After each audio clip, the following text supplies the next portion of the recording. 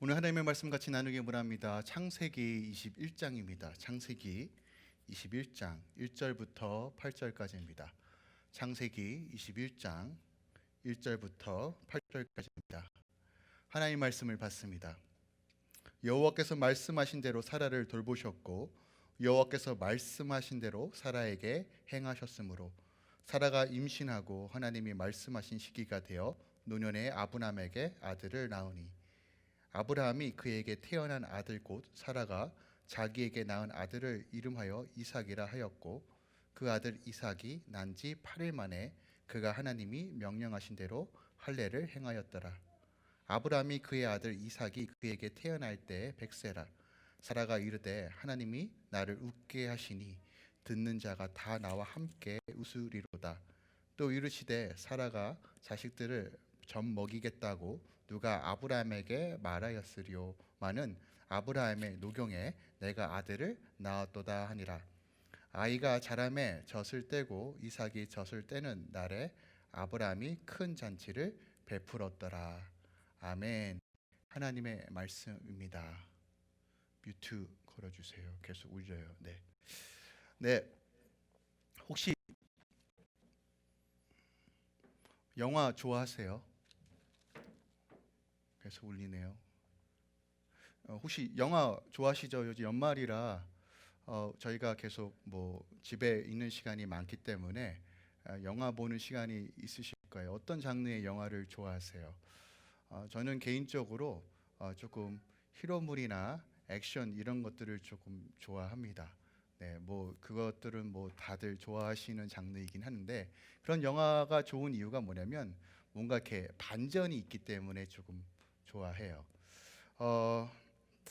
혹시 여러분의 삶을 좀 뒤돌아볼 때, 내 인생이 참 영화와 같다, 이런 느낌을 좀 받으신 적이 있으신가요? 영화와 같다. 내가 영화의 주인공 같은데, 내 이야기를 한 영화로 조금 편집하면 참 좋을 것 같아라고 하는 그런 것들 한 번씩 있으시죠? 왜 그렇게 우리가 생각을 하냐면 뭔가 평범한 일상이라면 그런 생각을 하지 않을 텐데 뭔가 우여곡절이 있고 어떠한 해프닝이 있고 어떠한 사건이 있을 때 내 인생은 참 영화와 같다라고 생각하는 것 같아요. 우리는 살아가기 때문에 이야기를 써내려 갑니다. 태어날 때부터 죽는 그 순간까지 우리는 이야기를 만들어 가고 있죠. 우리의 삶 가운데 살아있기 때문에 여전히 이야기를 써내려 가고 우리는 죽는 그 순간까지 우리의 이야기들을 만들어 가고 있습니다. 그리고 여전히 나의 이야기가 있기에 내가 존재를 하는 것이고 그리고 앞으로 쓰여질 이야기가 있기에 우리가 소망할 수 있죠. 근데 혹시 이런 생각 해보신 적 있어요? 내 삶이 영화와 같다면 그 영화를 연출하시고 디렉팅하는 사람이 누구인가? 그 영화를 디렉팅하고 나를 이끄시는 그 감독이 누구인가? 우리 고민해 볼 필요가 있잖아요. 우리는 그분이 하나님이라고 믿습니다. 그분이 하나님이라고 믿어요. 하나님께서 우리를 이끄시고 인도하시고 붙드심을 우리가 믿는다는 것이에요. 혹시 그렇다면 하나님께서 내 삶을 이끌어 가신다, 내 삶을 보호하시고 인도하신다라고 생각을 했을 때 그렇다면 하나님께서 나의 삶의 이야기를 어떻게 만드실까? 어떠한 이야기들을 나를 삶을 통해서 만들어 가실까에 대한 고민이 필요하다는 것이에요. 혹시 여러분들 글을 쓸 때 좋은 글의 기본적인 포맷이 있어요. 그러니까 4step in composition이라고 하는데 네 가지 이야기를 구성해요. 그러니까 한국말로는 이것을 기승전결이라고 합니다. 그러니까 영어로 표현하면 introduction and development and turn and conclusion이라고 이렇게 진행이 돼요. 그러니까 이 네 가지 요소가 기본적으로 탑재가 돼야지만 어떤 이야기들이 잘 구성되어 있다라고 생각합니다. 물론 요즘은 이런 이야기들의 형태를 잘 구성하지 않을 수도 있어요. 구조로 짜여졌을 때 우리 삶 어떤 부분은 인트로듀스라는 부분이 있을 수 있고 어떤 부분은 디벨롭먼트라는 부분이 있을 수 있어요. 어떤 부분은 이렇게 갈등과 막 고조되는 부분이 있고 어떤 부분은 문제가 해결되는 그런 일들을 경험하기도 합니다. 근데 이런 구조로 생각해 봤을 때 어, 아, 지금 내 상황은 좀 시작인 것 같아. 내 상황은 지금 바닥인 것 같아. 이런 것들을 우리가 지나고 나서야 좀 생각하잖아요. 지금 당시에는 내가 지금 이 일을 겪을 때는 지금 내 삶에 정말 최악인 것 같아. 정말 너무 힘들어하고 했는데 또 돌이켜 보니까 그때는 별거 아니었네. 라고 생각될 때가 있잖아요. 우리가 지금 살아오면서 지금 현재 내 상황이 어느 인생의 전반의 큰 그림에서 어떤 부분에 있는지를 아는 것은 쉽지가 않아요. 내가 지금 문제를 해결하고 있는 지금 시즌인 것 같은데 돌이켜 보니까 그때는 문제가 생겼던 시즌이고 어느 순간 그때가 최악이라고 생각했었는데 지금 돌이켜 보니까 그때는 최악이 아니었어요. 이런 것들은 우리가 시간이 지나 봐야만 알 수 있는 부분이에요. 맞죠? 그게 영화와 인생이 좀 다른 점인 것 같아요. 영화는요, 길어봐야 뭐 두세 시간이죠. 여러분 뭐 4시간짜리 영화도 있는데. 그리고 여러분 우리 드라마 좋아하잖아요. 드라마 많이 해봐야 16부작, 20부작이잖아요. 그죠? 다 봐야 20시간이면 한 편의 드라마를 다 봅니다. 그러니까 드라마를 다 보면서 이 부분이 막장인 줄 알았더니 뒤돌아보니까 이 부분이 더 막장이야. 이런 것들은 다 보고 나서야 알 수 있잖아요. 영화 같은 경우야 우리가 다 한 편을 봄으로써 이 모든 것들의 기승전결을 알지만 우리 인생에서 어떤 부분이 기승이고 어떤 부분이 결말인지를 알 수 없어요. 여전히 우리의 삶은 진행형이고 그 진행함을 가면서 앞으로 우리가 쓰여질 이야기들이 어떤 것인지를 고민할 수밖에 없다는 것이에요.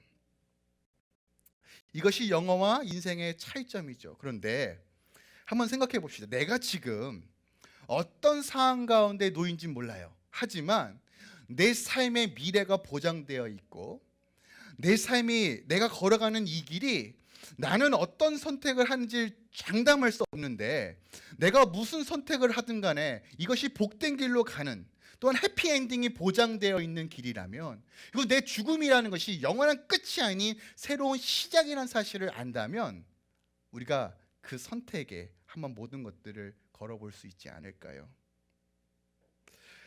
제가 자꾸 영화 이야기를 하는데요. 영화에 대한 이미지를 그릴 때 오늘 본문 말씀이 좀 분명하게 보이기 때문에 제가 영화 이야기를 자꾸 합니다. 아마 혹시 그런 생각 해보신 적 있어요? 저는 영화에 내가 주인공이면 어떨까라는 생각을 좀 해봐요. 그렇게 생기지 않았는데 가끔씩 그런 생각을 좀 합니다.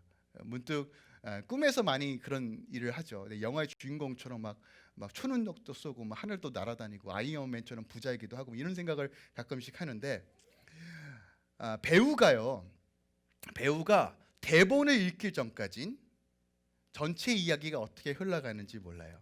그리고 실질적으로 대본을 읽더라도 이 영화가 어떻게 연출되고 어떻게 만들어졌으며 그 영화가 상영되기 전까지는 배우들은 이 영화가 이런 의미를 담고 있구나.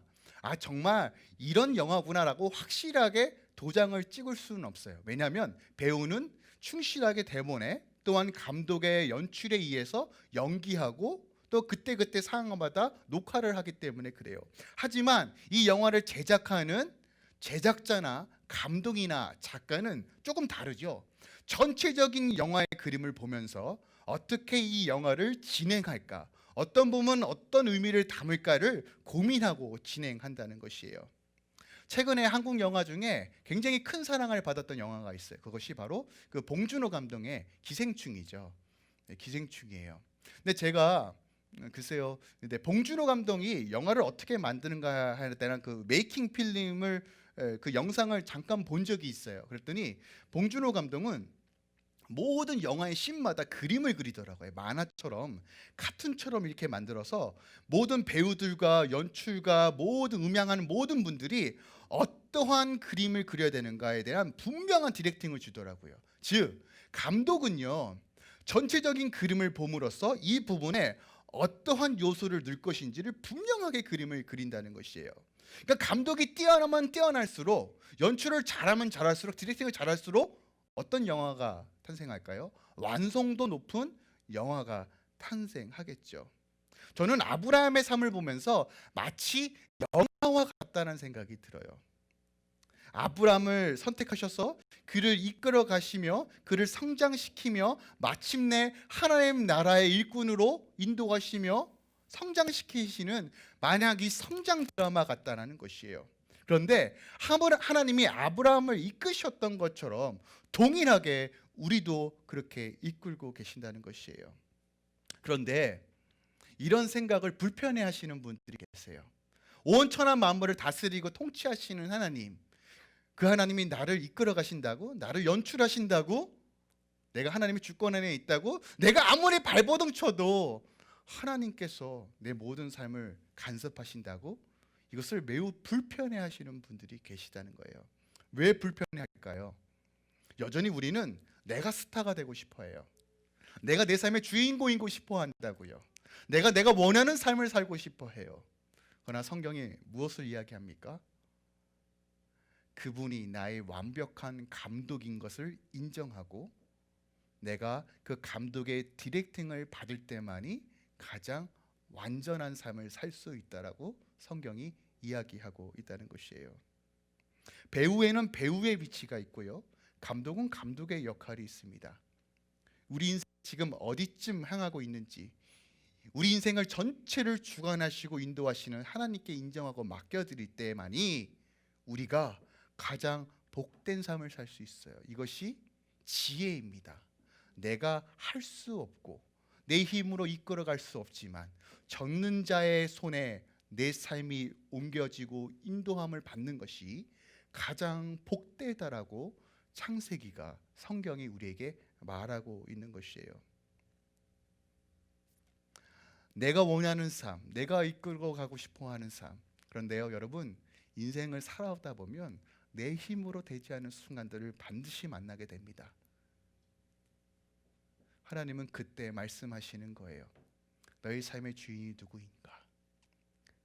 다시 한번 말씀을 오늘 이 시간 되새기기 원하는데, 아브라함의 삶을 통해서 아브라함을 어떻게 인도하시는지, 근데 아브라함뿐만이 아니라 하나님께서 지금 나를 어떻게 인도하시는지를 다시 한번 되새기면서 오늘 말씀을 묵상하기 원합니다. 창세기 12장부터 우리가 좀 시작하기 원해요.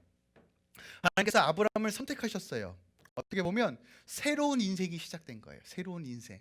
하나님께서 우리 구원해 주셨어요. 지난 세월이 아니라 새로운 인생이 시작해서 born again, 우리가 하나님 안에서 다시 태어난 존재가 된 거예요. 정말 전적인 은혜죠. 아브라함이 자격이 있었나요? 아니요, 없었어요. 능력이 있었나요? 아니요. 그래도 하나님께서 그 민족을 세우기, 하나님 나라를 세우기 위하여 아브라함을 선택하셨어요. 갈대우르에서, 우상의 천지이고 소망이 없던 곳에서 그를 선택하셨다는 것이에요. 하지만 그가 선택으로 믿음으로 순종했지만 여전히 연약했죠. 가나안 땅까지 갔는데 여전히 현실에 대한 두려움으로 애굽으로 도망갑니다. 자기 아내를 누이라고 이야기하며 어떻게든 자기가 살려고 하는 그런 연약한 믿음의 모습을 우리는 보게 돼요. 그러다가 믿음이 성장하죠. 애굽에 바로에게 행하신 하나님의 그 능력을 체험하고 나서, 아, 내가 믿는 하나님은 다른 신들과 좀 다르구나, 아, 믿어볼만 하구나 라고 성장했어요. 그게 어떤 일이 벌어집니까? 13장하고 14장 말씀, 조카 롯이랑 헤어지죠. 같이 동고동락했던 조카, 그 조카에게 우선권을 내어주고 헤어집니다. 그 후에 어떤 일이 벌어지죠? 또한 조카 롯을 구출하기 위해서 전쟁을 벌여요. 겁쟁이 같은 그가 하나님 안에 거하니까 자꾸 담대함이 생기는 거예요. 그리고 그 전쟁을 통해서 어떤 일이 벌어져? 아, 하나님이 나와 함께 하시는구나. 하나님이 나와 함께 하시면 능치 못함이 없구나 하는 것을 경험하게 됩니다. 슬슬 이제 이야기가 고조되기 시작합니다. 그러다가 15장에 어떤 일이 벌어져요? 의심하게 되죠. 하나님께서 나에게 자식을 주신다고? 땅을 주신다고? 잘 모르겠는데, 하나님, 엘리에셀이 내 상속자가 이 종이 내 상속자가 될 것입니다라고 의심하죠. 인간의 방법으로 어떻게 해서든 하나님의 꿈을 이루어보려고 합니다. 그러다가 하나님께서 다시 한번 횃불 언약을 통해 컨펌해 주시죠. 이야기가 계속 고조되고 있어요. 하나님의 꿈, 이것을 이루어가고 싶은데 어떻게 이것을 이루어갈 것인가, 내용이 고조되죠. 그러다가 16장에 어떤 일이 벌어집니까? 결국 인간의 방법을 선택합니다. 마치 이야기가 결말되는 것처럼 보여져요. 이스마엘을 통해서 어떻게든 하나님의 꿈을 이루어보려고 했던 아브람과 사라. 하지만 하나님은 그 일로 14년 동안 침묵하십니다. 침묵하세요. 아마도 아브라함의 삶 가운데서 그때가 가장 힘들었을 거예요. 13년 동안 하나님께서 말씀하시지 않은 그 상황이 너무너무 힘들었을 거예요. 난 인생의 바닥을 쳤구나. 이제 난 끝났구나. 하나님이 날 버렸구나. 난 여기서 이때 뭐 해야 되지? 그저 먹고 사는 일에 치중하며 어떡할까 그렇게 마음속에 되새겼을 거예요. 죄책감으로 힘든 여정을 살아갔을 거예요. 하지만 하나님께서 다시 나타나시죠. 그 17장이에요. 그래서 말씀하시는 게 어떤 말씀하십니까? 나는 전능한 하나님이야. 나는 전능한 하나님이야. 그가 믿는 하나님, 우리가 믿는 하나님이 누구인지 다시 한번 컨펌해 주세요. 우리가 삶의 여정에서 동일한 방식으로 하나님 일하십니다. 때로는 우리가 하나님과의 그 갈등과 고조 가운데 있을 수도 있고, 어떤 때는 하나님의 은혜로 충만한 나날을 보낼 수도 있고, 어떤 날은 진짜 그 감격과 은혜로 주님께 더 나아가려고 발버둥치기도 하지만, 때로는 나의 실수와 연약함 때문에 넘어지기도 해요. 그 순간에 하나님께서 아브라함에게 뭐라고 말씀하세요? 나는 전능한 하나님이야. 다시 한번 컨펌해 주시죠. 다시 한번 확인해 주세요. 그가 누구인지, 우리가 믿는 하나님이 누구인지를 다시 컨펌해 주세요. 그리고 18장 19절, 저번 주 설교죠. 사명자의 삶이 무엇인지 다시 한번 말씀해 주세요. 소돔과 고모라, 이것도 하나님의 나라가 세워져야 될 나라에, 소돔과 고모라 같은 이 땅, 이 밴쿠버, 캐나다, 이 열방이 다시 한번 어떻게 회복할 수 있는지, 사명자는 어떠한 삶을 살아야 된다고 말씀드렸어요? 왕적인 삶, 제사장적 삶, 선지자적 삶을 살아야 한다고 말씀드렸어요. 이러한 삶을 감당할 수 있는 모델을 아브라함을 통해서 우리에게 가르쳐 주시는 거예요. 그런데 20장에 넘어가면, 오늘 21장인데 20장 나누지 않았는데, 아브라함이요 또 24년 전에 했었던 짓을 또 합니다. 멜리세덱이라는 왕 앞에 자기 아내를 누이라고 또 속여요. 그러니까 멜리세덱이 사라를 취합니다. 근데 그 일로 인하여 하나님께서 멜리세덱과 그의 여종과 그 아내들의 모든 태문을 닫아버리십니다. 그리고 멜리세덱이 회개하고 돌이키니까 다시 한번 하나님께서 그의 가정간에 있던 맡겼던 태를 다 회복해 주세요. 그것이 20장 하반부에 기록되어 있는 거예요. 자, 보세요. 이제는 아브라함의 믿음은 그전과는 달라요. 12장에 있었던 믿음과는 차원이 다른 수준입니다. 그죠? 정말 우여곡절 끝에 어느 순간 보면, 와, 저 사람 믿음 참 좋다, 정말 견고하다, 정말 하나님의 영광이 드러난다 라고 했던 그 수준이었는데, 또 세상을 두려워하고 목숨에 연연하는 아브라함의 모습을 보게 됩니다. 여러분, 이거 우리의 모습 아닌가요? 저는요 늘 신앙생활하면서 목사이기 전에 하나님의 자녀로서 어떻게 살아갈까를 늘 고민하지만, 목사인 저도 제 안에 수많이 넘어지는 모습을 발견해요. 승질 부리지 말아야 될 때 승질 부리고, 사랑해야 되는데도 불구하고 머리로는 아는데 입술은 이미 부정한 말을 내뱉고 있고, 품지 못했던 많은 순간들이 있어요. 내 감정과 내 생각, 염려와 근심으로 오늘을 살아가고, 그럼에도 불구하고 하나님께 발버둥치려고 나아가지만 여전히 또 넘어지는 저의 모습을 봅니다. 이것이 우리의 모습인 것 같아요. 완전하지 않고 여전히 연약한, 하지만 그런 아브라함에게 하나님 우리에게 찾아오셔서 말씀하시고 설득하신다는 거예요. 마치요 감독이요 가장 완벽한 영화를 만들기 위해서 배우를 설득하는 것처럼요.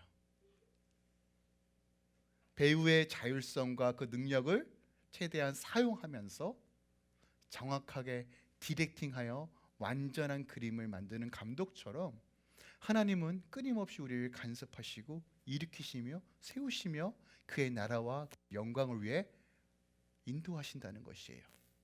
그리고 오늘 본문, 드디어 이삭이 태어납니다. 25년의 인생, 75세 때 하나님께서 아브라함을 부르셨어요. 25년이라는 인생, 그 삶 가운데 수많은 일들이 있었죠. 영화의 장르로 치자면 멜로, 액션, SF, 별의별 장르가 팽배했던 그 25년의 세월의 가운데 이젠 가장 행복하고 어떻게 하면 가장 감격스러운 사건이 일어납니다. 불가능해 보였던 그 사건. 심지어 20장에 보면 사라가 생리가 끊겼다라고 분명하게 언급해요. 그런데 이 하나님께서 멜기세덱의 왕에게 가정이 끊겼던 그 태문을 다시 여시는 걸 보면서 아브라함에게 다시 말씀하시는 거예요. 생사하복, 태문을 열고 닫는 것이 누구의 손에 있는지를 보여주세요. 마지막까지 컨펌하세요. 그리고 한 번도 임신을 경험해 보진 못했던 사라가, 생리가 끊었던 사라가 어느 순간 배가 부풀어 오르는 거예요. 느낌이 어땠을까요? 이거 뭐지? 그러다가 태동이 느껴져요. 얼마나 감격스러웠을까요? 이게 진짜 일어난다고? 이게 일어난다고? 노년에 89세의 여자예요. 얼마나 조심했을까요? 얼마나. 아마 제가 사라의 성격을 좀 분석해 보면 아마 집에서 거의 마마 수준으로 했을 거예요. 여보 물 좀 갖다 줘, 과일 좀 깎아줘. 이거는 이것보다 더 했을지도 몰라요. 나 지금 임신한 거 안 보여? 그런데 그게 짜증이 아니라 얼마나 기쁨과 감격으로 10달을 품었을까요? 그리고 마침내 이삭이 탄생합니다. 하나님께서 이 이삭의 탄생에 대한 스토리까지 이 25년이라는 이 아브라함과 사라의 역사 속에서 이 한 구절로 요약합니다. 오늘 그것이 본문 말씀 1절의 말씀입니다. 오늘 1절에 이렇게 기록하고 있습니다. 여호와께서 말씀하신 대로 사라를 돌보셨고 여호와께서 말씀하신 대로 사라에게 행하셨으므로. 뭐라고요? 그가 말씀하신 대로 돌보셨고 그가 말씀하신 대로 행하셨다는 거예요. 오늘 본문을 통해서 하나님께서 우리에게 무엇을 말씀하고 있어요? 사명자는요, 하나님의 뜻을 따라 살아가는 모든 자들에게 모든 상황을 역전시키는 감격과 감동을 주십니다. 또한 반전의 하나님, 감격의 하나님을 체험할 수 있도록 인도해 주세요. 그런데 이 모든 것들이 어떠한 순서와 어떠한 순리대로 움직인다고요? 그가 말씀하신 대로 움직인다는 거예요. 우리가 이것을 기억해야 돼요. 우리가 이것을 붙들어야 됩니다. 하나님이 말씀하신 대로 이끄신다. 이것이 우리 삶 가운데 가장 밑바닥에 뿌리가 돼야 되고 근간이 돼야 합니다.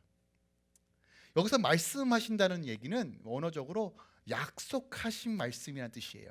그가 약속하신 대로, 영어에서는 분명하게 표현합니다. What he has said 그리고 what he promised라고 표현해요. 그러니까 하나님께서 이미 약속하시고 이미 말씀하신 대로 돌보시고 행하셨다는 것이에요. 우리가 기억할 것은 여기서 하나님께서 나를 돌보셨다는 것이에요. 이게 어떤 의미가 있는지 우리가 알아봐야 돼요.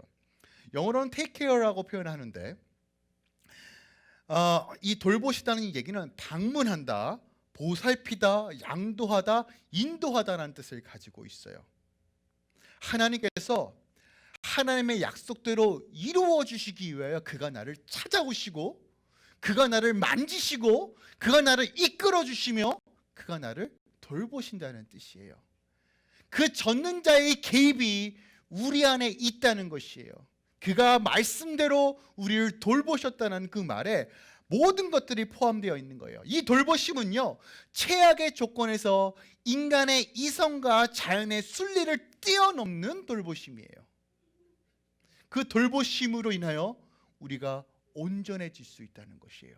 그 돌보심으로 인하여 하나님의 뜻이 나를 통해서 이루어진다는 것이에요.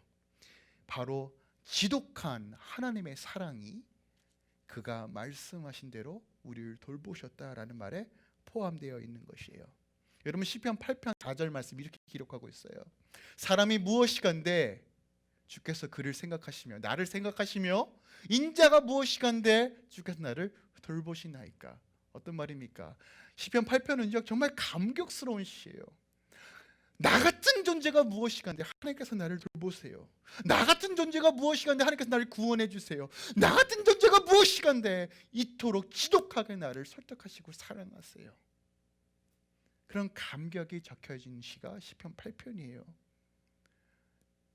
세상에 떠다니는 별보다 무릇 천사보다 조금 낮게 나를 창조하시는, 원어는 엘로힘이에요. 하나님보다 조금 낮게 우리를 창조하시는 그 지극신 사랑,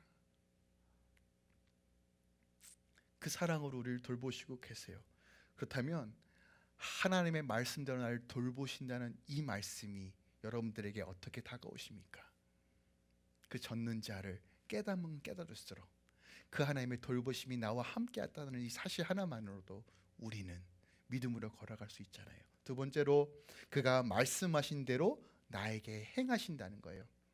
여기서 행한다는 것은요, 하나님께서 약속하신 대로 실질적으로 어떻게 상황을 만들고 이루실지를 모든 것들을 구비하시고 준비하시고 만들어 가신다는 뜻을 가지고 있어요. 여러분, 하나님은 때로는 그의 뜻에 맞게 기적과 이적을 행하십니다. 90세 생리가 끊기고 도저히 태를 임신할 수 없는 이 여자에게 아이를 임신케 하시고 더 나아가 출산할 수 있을 정도로 인도하신 것이 누구라고요? 인간의 산식으로는 절대로 불가능한 상황입니다. 요즘 저희 아내가 허리가 아프대요. 그러면서 늘 하는 말이 뭐냐면, 허리가 아픈데 어떻게 애를 낳지예요. 이건 초산이 때 모르죠. 근데 둘째잖아요. 지금 둘째 임신한 거니까 처음에 아기를 어떻게 낳는지 기억이 나는 거예요. 그러니까 이 정도 허리의 힘으로는 애 못 낳는데 분간이 되죠. 알잖아요. 그런데 90세 여인이 임신은 그렇다 치더라도 이 출산할 기운이 있을까? 물론 그때 사람들의 나이가 수명이 높았죠. 그리 아니하실지라도 그럼에도 불구하고 쉽지 않은 일이에요. 쉽지 않은 일이죠. 그런데 하나님께서 그것을 행할 수 있도록 행하신 거예요. 그렇다면 이 하나님이 여러분 상황 가운데 어떻게 개입하실까요? 우리 상황에 봤을 때는 이 재정적인 문제는 도저히 풀 수가 없어요. 내 상황에는 이 관계를 풀 수 있는 문제가 없다고요. 모든 환경이 막혀 있고 모든 상황이 닫혀 있는 것처럼 보여요. 그런데 기억하세요. 그가 약속하신 대로 행하신다는 거예요. 불가능을 가능케 하시는 하나님이 우리 아버지 되신다는 것이에요. 아브라함과 사라 이야기가 남의 이야기가 아니라 우리의 이야기하는 거예요. 하나님은 우리의 이야기를 만들어 가시며 우리의 이야기를 이끌어 가십니다. 주님 오시는 그날까지 사명자로 사는 모든 자들에게 주님께서 뭐라고 말씀하시니까 그가 말씀대로 행하신다는 것이에요. 마지막으로 오늘 본문의 2절에 뭐라고 하니까 시기가 되어 기간이 찼더니 이삭이 나온 거예요. 하나님의 말씀대로 때가 되매 이루시는 거예요. 우리가 이삭이 태어나기 13년 전 창세기 15장 말씀에 그가 아브라함의 씨에서 상속자가 나올 거라고 약속하십니다. 하지만 그때 바로 이삭을 주신 것이 아니라 13년 동안 기다리셨어요. 왜 기다리셨을까요? 혹시 이건 생각해 보신 적 있으세요? 하나님께서 왜 약속하시고 13년 동안 바로 이삭이 태어나지 않지? 1, 2년도 아니고. 그 해답이 로마서 4장 19절에 기록되어 있어요. 로마서 4장 19절에 이렇게 기록하고 있습니다. 그가 100세나 되어 자기 몸이 죽은 것 같고 사라의 태가 죽은 것 같음을 알고도 믿음이 약하여지지 아니하고 라고 해요. 로마서에 뭐라고 얘기합니까? 자기 몸이 죽은 것 같고, 그러니까 그들 스스로가 이건 절대로 나의 힘으로 할 수 없다라는 것에 대한 확실한 인정과 믿음이 생길 때 주신 거예요. 그게 하나님의 때라는 것이에요. 이것이 바로 카이로스의 때라는 것이에요. 하나님은요, 나의 힘과 능력으로 하는 일을 원치 않으세요. 왜요? 우리는 교만하기 쉬운 존재라서 내가 주인공이기 싶어 하기 때문에 내 의로 하는 일을 하나님은 기뻐하시지도 않고 그것을 통해서 영광 받으시지도 않는다는 거예요. 그런데 온 인류를 구원할 하나님 나라를 성취할 그 일에 가장 그 어떠한 흠도 남기시지 않기 위해서 로마서 뭐라고 얘기합니까? 아브라함과 사라가 이젠 죽은 몸과 같구나. 그러니까 몸 자체가 이제는 아무것도 할 수 없는 존재로 만드시는 그때까지 기다리신 거예요. 그때 이삭이 태어남으로써 누가 보더라도 이건 하나님이 하셨습니다. 하나님 그때까지 차고 기다리신 거예요. 하나님은 동일하게 역사하십니다. 내 힘을 빼게 만드시는 거예요. 근데 여러분, 내 힘을 빼는 게 쉬운가요? 쉽지 않아요. 고집과 의가 강할수록 내 힘 빼는 거 너무 어려워요. 그런데 하나님께서 내가 내 스스로 힘을 빼도록 하시는 것이 아니라 주위의 환경과 상황을 통해서 자꾸 나를 다듬어 가시는 거예요. 그리고 하나님의 때에, 완전한 때에 이루시는 거예요. 그리고 왜 13년인가 라고 생각해 봤을 때 당시 히브리인들은 13세가 성인이었어요. 그래서 저희가 13세 이상 같이 예배를 드리는 거예요. 아이들이 아니라 성인으로 인정하고 같이 성찬에 참여하며 세례를 베풀며 같이 주의 공동체로 인정하는 나이가 13세라고 저희가 정하는 이유가 있습니다. 근데 13년에는 어떤 일이 일어나요? 이스마엘이 태어나죠. 이스마엘이 13년 되는 해 이삭이 태어난 거예요. 그러니까 독립할 수 있는, 이스마엘이 독립할 수 있는 그때에 이삭이 태어난 겁니다. 하나님의 세심한 배려와 섭리가 보이지 않으십니까? 우리는요, 하루빨리 이 코로나 끝나기를 원해요. 맞죠? 또 이런 표현이 조금 맞는지 모르겠지만 지긋지긋해요. 맞죠? 죄송해요. 제가 좀 말이 솔직해서 힘들어요. 특별하게 저희 딸이 집에 있는 시간이 너무 힘들어요. 너무 사랑하지만 제 능력 밖의 일이에요. 매일같이 제가 놀아주지도 못할 망정. 그래서 이번 주부터 조금 놀아주려고 계획을 세우고 있는데 그 우리 아이들을 방치하는 그 자체를 보는 것만으로도 너무 힘든 거예요. 빨리 좀 모든 것들이 정상화됐으면 좋겠어요. 저만 느끼는 거 아니잖아요. 그렇죠? 그런데 하나님께서 이 시간 왜 허락할까요? 이 관점에서 보면 우리가 정확하게 하나님의 의도를, 하나님의 뜻을 볼 수 있어요. 하나님께서 우리가 온전하게 설 수 있도록 지금 다루시는 시간이에요. 그리고 이 시간이 끝나면 하나님의 때에 반드시 새로운 은혜와 회복이 임할 것이에요. 오늘 본문을 좀 정리할게요. 아브라함과 사라에게 이삭의 출생은 어떤 의미일까요? 사라 입장에서 한번 생각해 볼게요. 오늘 본문 6절과 7절에 이렇게 기록하고 있어요. 사라가 이르되 하나님이 나를 웃게 하시니 듣는 자가 다 나와 함께 웃으리로다. 사라가 얼마나 힘들었을까요? 약속이라도 하지 말지. 약속 주셔서 풍선 바람 확 넣어놨는데 25년 동안 임신이 안 돼요. 2번이나 아브람 외에 다른 곳에 또 시집 갈 뻔했어요. 이거 얼마나 수치예요? 이름은 열국의 어미인데 자녀가 하나도 없어요. 얼마나 창피해요. 육체적으로도 신앙적으로도 그녀는 너무 피폐해졌을 거예요. 너무 힘들었을 거예요. 우리가 살아가면서 이런 생각 듣잖아요. 예수 믿는 거 너무 힘들다. 그냥 남들처럼 믿을까? 그냥 남들처럼 그냥 대충 믿을까? 그런 생각 오지 않아요? 여러분? 내가 언제까지 버텨야 되지? 내가 언제까지 이런 수모를 겪어야 되지? 이런 생각 들지 않으세요? 근데 오늘 본문에 뭐라고 말합니까? 이삭의 탄생함으로 그녀가 갖고 있던 모든 상처와 수치가 보상받아요. 하나님께서 나를 웃게 하신다. 반전의 하나님, 역전의 하나님을 경험하게 됩니다. 아브라함 입장에서 이삭은 어떤 의미가 있을까요?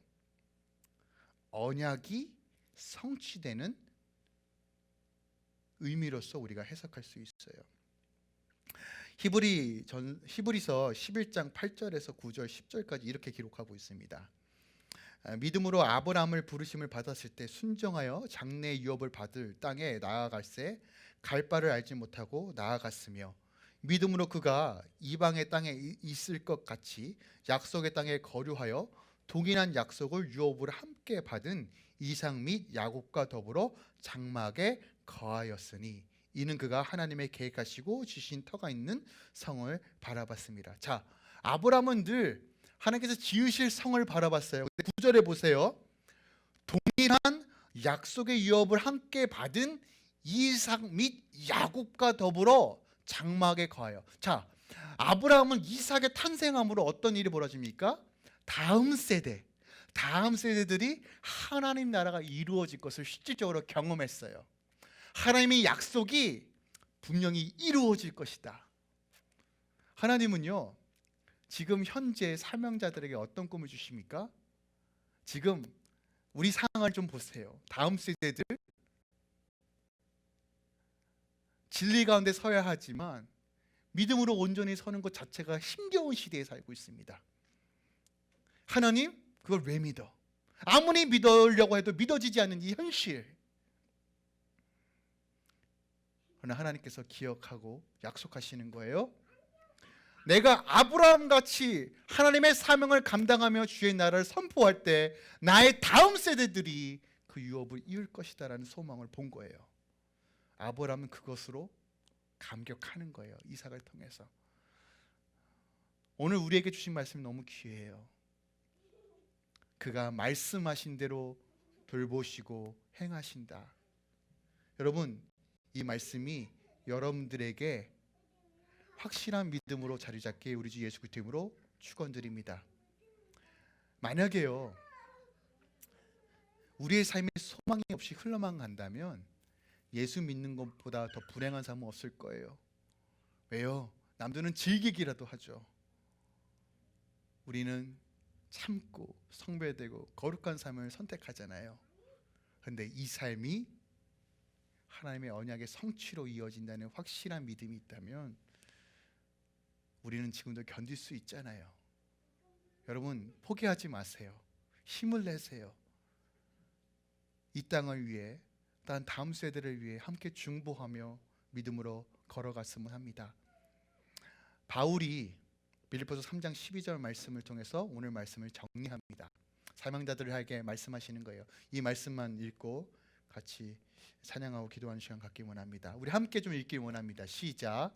내가 이미 얻었다 함도 아니요 온전히 이루었다 함도 아니라 오직 내가 그리스도 예수께 잡힌 바 된 그것을 잡으려고 달려가노라. 형제들아, 나는 아직 내가 잡은 줄로 여기지 아니하고 오직 한 일, 즉 뒤에 있는 것은 잊어버리고 앞에 있는 것을 잡으려고 표대를 향하여 그리스도 예수 안에서 하나님이 위에서 부르신 부름의 상을 위하여 달려가노라. 아멘. 여러분, 그 표대를 향해 같이 나아갑시다. 좁은 길, 협착한 길입니다. 그러나 함께 나아갑시다. 함께 믿음으로 선포합시다. 하나님께서 하나님의 때 반드시 회복하실 것입니다. 몸낸 교회와 성도를 통해서, 믿음의 자녀들을 통해서 주님 오시는 그날까지 우리 인도하실 것입니다. 그 놀라운 은혜를 바라보며 함께 결단하며 믿음으로 나아가길 우리 주 예수 그리스도 이름으로 부탁드립니다. 기도하겠습니다. 사랑하는 주님, 주의 언약의 말씀을 붙습니다. 하나님께서 말씀하신 대로 행하며 하나님께서 말씀하신 대로 이루시는 그 하나님, 그 하나님이 우리 아버지 되심을 선포합니다. 주님, 우리를 돌보시고 인도하시고 선하게 채워 주시옵소서. 예수의 생명이, 예수의 능력이 우리 삶을 지배하며 통치할 수 있도록 역사하여 주시옵소서. 여전히 우리 안에 수많은 장애물들과 어려움들이 있습니다. 하지만 하나님, 그거 위에 계신 하나님을 바라보며 오늘 주 예수 그리스도 이름을 선포하며 나아가오니 주의 성도들을 붙들어 주시고 인도하여 주시옵소서. 예수님의 이름으로 기도합니다.